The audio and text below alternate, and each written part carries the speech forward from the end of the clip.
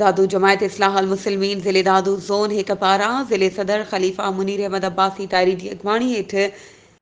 ज़िले general secretary Ghulam Nabi मेमर रूहानी तलबाए जमायत ज़िले दादू ज़ोन हिक जे सदर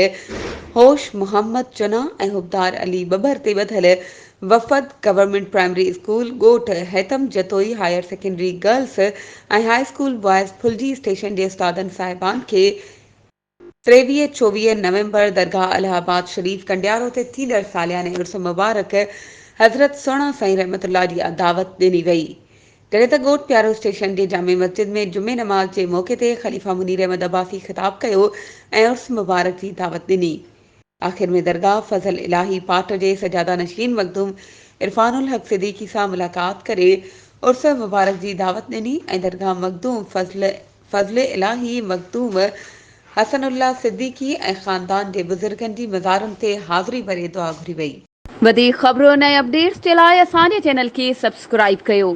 ऐं हा बेल आइकन खे प्रेस करणु न विसारिजो त जीअं असांजी हर नई अचण वारी वीडियो तव्हां ताईं पहुचे।